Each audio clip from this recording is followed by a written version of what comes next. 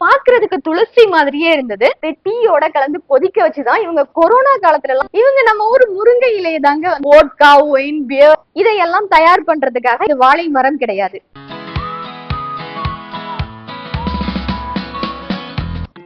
Ethiopia.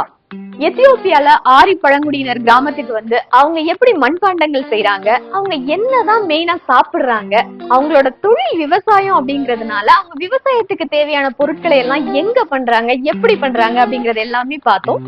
இன்னைக்கு மருத்துவ குணங்கள் நிறைந்த செடிகள் இங்க கொஞ்சம் இருக்கு, அதை பத்தி பார்ப்போம். எத்தியோப்பியர்களும் நம்மள மாதிரி தாங்க நிறைய பச்சை இலைகளை அவங்கள மருத்துவத்துக்காக பயன்படுத்துவாங்க. அதுலயும் இவங்க பழங்குடியினர் இல்லையா, இவங்க கிட்ட நிறையவே செடிகள் இருக்கும். இவங்க எந்தெந்த செடிகள் எந்தெந்த விஷயத்துக்காக பயன்படுத்துறாங்க அப்படிங்கறத வந்து பார்ப்போம். நான் இந்த செடிகள் எல்லாம் பார்க்கும் போது இந்த செடியோட பேர் என்ன, இது நம்ம ஊர்ல இருக்கா இல்லையா அப்படின்னு கண்டுபிடிச்சுனா இல்லையாங்கிறத போக போக சொல்றேன். உங்களால இந்த செடிகளை பார்த்து இதோட பேர் என்ன அப்படின்னு கண்டுபிடிக்க முடியுதா அப்படின்னு பாருங்க. நம்பர் 1,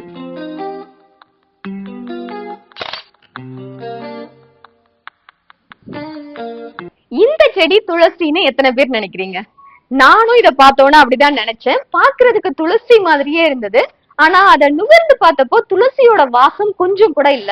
இந்த ஊர்ல இதோட பேர் என்ன அப்படின்னு கேட்டப்போ அவங்க டெமோக்ரசி அப்படிங்கிற மாதிரி சொன்னாங்க. இந்த இலைகளை ஆரி பழங்குடியினர் அவங்க கண் பார்வையை மேம்படுத்துறதுக்காக பயன்படுத்துறாங்க அப்படின்னு சொன்னாங்க. கண் பார்வை கொஞ்சம் மங்களா தெரிஞ்சாலோ இல்ல கண்ணுல ஏதாவது பிரச்சனைனாலோ இந்த இலைகளை அரைச்சு தண்ணி கலந்து அவங்க குடிப்பாங்களாம். அப்போ அவங்க கண் பார்வை வந்து கொஞ்சம் மேம்படும் அப்படின்னு நம்புறாங்க அப்படின்னு சொன்னாங்க. நம்பர் 2,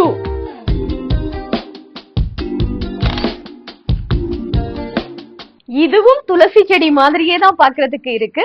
கிட்டத்தட்ட நம்ம ஊர்ல கருந்துளசி அப்படின்னு சொல்லுவாங்க இல்லையா, அது மாதிரிதான் இது தெரிஞ்சது. ஆனா இதற்கும் அந்த துளசியோட வாசம் வந்து கொஞ்சம் கூட இல்ல. இந்த செடிய இந்த ஆரி பழங்குடியினர் வயிற்று வலிக்காக பயன்படுத்துறாங்க அப்படின்னு சொல்றாங்க. இவங்க வயிற்று வலி வந்தா இந்த செடிகளை அரைச்சுதான் வந்து சாப்பிடுவாங்க அப்படின்னு சொன்னாங்க. நம்பர் 3, இந்த செடிகளை எல்லாம் நம்ம ஊர்ல பார்த்த மாதிரிதான் எனக்கு இருந்தது. ஆனா இதோட பேர் என்னன்னு எனக்கு தெரியவே இல்லை. இதை எதுக்கு பயன்படுத்துவோம் அப்படின்னு எனக்கு தெரியல. ஆனா இவங்க கிட்ட கேட்டப்போ இந்த செடிகளை எல்லாம் தான் ஒன்னா கலந்து இந்த கருந்துளசி மாதிரி இருக்குன்னு சொன்னேன் இல்லையா, அந்த செடியோட இலைகள் இதோட இந்த இலைகள் எல்லாமே சேர்த்து டீயோட கலந்து கொதிக்க வச்சுதான் இவங்க கொரோனா காலத்துல எல்லாம் குடிச்சிட்டு வந்தாங்களாமா. அதனாலதான் இவங்க கொரோனால இருந்து நாங்க பாதுகாப்பா இருந்தோம் அப்படின்னு சொல்றாங்க. நம்பர் 4, இந்த இலைகள் என்ன மரத்துல இருந்து வந்த இலைகளா இருக்கும், என்ன இலைகளா இருக்கும்? இவங்க கிட்ட கேட்டப்போ இவங்க சொன்னது மொரிங்கா. இவங்க நம்ம ஊர் முருங்கை இலையை தாங்க வந்து மொரிங்கா அப்படின்னு சொல்லுவாங்க. அந்த வார்த்தை தான் இவங்க பயன்படுத்துறாங்க. முருங்கை மரத்துக்கு இவங்களோட மொழியில தனியா இவங்க வார்த்தைகள் வச்சுக்கல, மொரிங்கா அப்படின்னு தான் சொல்றாங்க. ஆனா இத பார்த்து எனக்கு முருங்கை இலைன்னு நம்பவே முடியல. கடைசி வரைக்குமே ஒரு சந்தேகம் இருந்துகிட்டே இருக்கு. இந்த ஊர்ல நான் முருங்கை மரம் எங்கேயுமே பார்க்கல. ஆனா எத்தியோப்பியால முருங்கை மரம் இருக்கு அப்படின்னு எனக்கு தெரியும். அப்ப கூட அங்க நான் இது மாதிரி இலைகள் பார்த்த மாதிரி ஞாபகம் இல்ல. ஆனா முருங்கை இலை இப்படி இருக்குமா அப்படின்னு எனக்கு சந்தேகம் இருந்தது. திரும்ப திரும்ப கேட்டா அவங்க கன்ஃபார்மா இது மொரிங்கா தான் அப்படின்னு சொல்றாங்க. இந்த இலைகளை அவங்க மலேரியாவுக்கு பயன்படுத்துறாங்க. இந்த மக்கள் எல்லாம் மலேரியா காய்ச்சலால அதிகமாவே பாதிக்கப்படுறாங்க அப்படின்னு சொல்றாங்க. அந்த காய்ச்சலுக்கு இந்த முருங்கை இலையை தான் வந்து சாப்பிடுறாங்க அப்படின்னு சொல்றாங்க.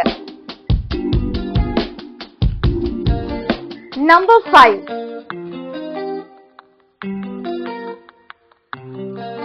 ஹாப். பேரு எனக்கு புதுசாதான் இருந்தது. இதை இவங்க ஹோப் அப்படின்னு சொல்றாங்க. இது யூரோப் கண்டத்துல நிறையவே இருக்குன்னு சொல்றாங்க. தூக்கமின்மையை குணப்படுத்துறதுக்காக பயன்படுத்துறாங்கன்னு சொல்றாங்க. மன அழுத்தத்துக்கு மருந்தாகவும் இந்த இலைகளையும் இந்த செடியையும் பயன்படுத்துறாங்க அப்படின்னு சொல்றாங்க.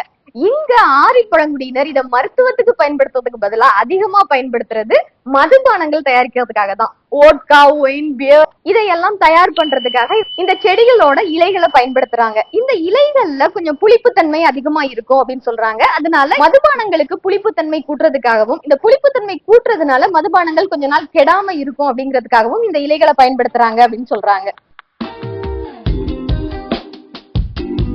நம்பர் 6, வாழை மரம். அப்படித்தானே எல்லாருமே நினைச்சீங்க. ஆனா இது வாழை மரம் கிடையாது. இங்க எத்தியோப்பியால நான் வந்த புதுசுல இங்க பார்த்ததுலயே ரொம்ப ஆச்சரியம் கொடுத்தது இந்த வாழை மரம் தான். வாழை மரம் மாதிரி இருக்கிறதுதான் இந்த ஊர்ல இத ஃபால்ஸ் பனானா அப்படின்னு சொல்லுவாங்க.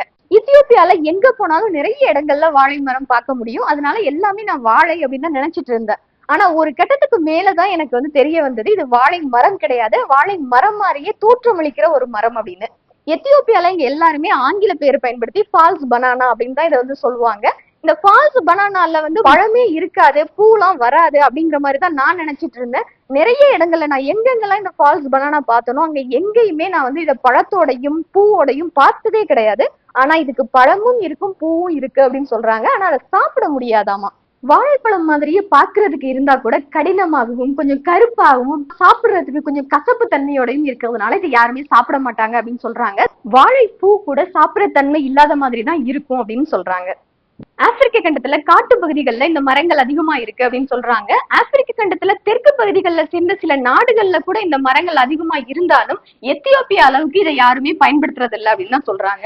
ஏன்னா எத்தியோப்பியர்களுக்கு இதுதான் வந்து முக்கியமான உணவா நிறைய பகுதிகளில் வந்து பயன்படுத்திட்டு வராங்க. இந்த மரம் விளைவிக்கிறதுக்கு அதிகமான நிலப்பரப்பு தேவையில்லை. சோகம் காஃபிக்கு இடையிலேயே நாங்க இதை விளைவிச்சுப்போம், அதனால எங்களுக்கு அதிக நிலப்பரப்பு தேவையில்லை. அதே மாதிரி இது கொஞ்சம் வறட்சி தன்மைக்கும் தாங்குற மரமா தான் இருக்கு. அதனால இது எப்போதுமே எங்களுக்கு சாப்பாடு கொடுத்துக்கிட்டே இருக்கும். பசிக்கு எதிரான உணவு அப்படின்னு தான் இதை நாங்க சொல்றோம். ஏன்னா எல்லா நாட்கள்லயுமே எங்களுக்கு இது வந்து கிடைக்கும், எல்லா நாட்கள்லயுமே நாங்க இதை வந்து சாப்பிட முடியும் அப்படின்னு எத்தியோப்பியர்கள் நம்புறாங்க. சரி, அப்படி என்னதான் சாப்பிடுவாங்க? வாழைப்பழமும் சாப்பிட முடியாது, வாழைப்பூவும் சாப்பிட முடியாது, வேற என்ன இவங்களுக்கு மெயின் உணவா இருக்கும் அப்படின்னு பார்த்தா வாழை தண்டுல இருந்து உணவு செஞ்சு எத்தியோப்பியர்கள் சாப்பிடுறாங்க. வாழை வேருக்கு பக்கத்துல வெண்மை நிறத்துல ஒரு உருண்டையா வந்து ஒரு உருண்டை வடிவத்துல ஒரு பகுதி இருக்கு, வாழை பகுதி. அது எனக்கு என்னன்னு பேர் தெரியல. அதுல இருந்து உணவு செஞ்சு சாப்பிடுறாங்க. அதுதான் நிறைய பகுதிகள்ல எத்தியோப்பியால மெயின் உணவாவும் சாப்பிட்டு வர்றாங்க இந்த இன்ஜராவை தவிர. இந்த உணவுல கிட்டத்தட்ட 1 கிராமுக்கு 3 to 5 கிலோ கேலரிஸ் எனர்ஜி இருக்கு அப்படின்னு சொல்றாங்க. இந்த ஆரிப்பழங்குடியினர் வாழையோட அந்த பகுதியில இருந்து சாறு எடுத்து கஞ்சி செஞ்சு சாப்பிடுறாங்க அப்படின்னு சொல்றாங்க. இவங்க எப்படி இந்த வாழையோட பகுதிகளை உணவாக்குறாங்க அப்படின்றத பார்க்கணும் அப்படின்னு எனக்கு ஆர்வமா தான் இருந்தது. ஆனா இங்க சந்தர்ப்பம் கிடைக்கல. எங்கேயாவது இந்த சந்தர்ப்பம் கிடைச்சா உங்களுக்கு வீடியோல நான் காட்டுறேன். ஓகே, இன்னைக்கு ஆரிப்பழங்குடியினர் மருத்துவத்துக்காக பயன்படுத்துற சில செடிகளை பத்தி இந்த வீடியோல பாத்திருக்கோம். இதுல எத்தனை செடிகளோட பேரை நீங்க கண்டுபிடிச்சீங்க, இந்த செடிகள்லாம் நம்ம நாட்டிலயும் இருக்கா அப்படிங்கறது உங்களுக்கு தெரிஞ்சது அப்படின்னா வந்து கமெண்ட்ல வந்து சொல்லுங்க. எத்தியோப்பியானாலே நிறைய ஆச்சரியங்கள் தான். எனக்கு தெரியாத விஷயங்கள் எக்கச்சக்கமா இருக்கும். ஆனா தெரிஞ்ச விஷயங்களை உங்க கூட நான் பகிர்ந்துக்கிறேன். நான் தெய்வானை, உங்களுக்கான நன்றிகளுடன்.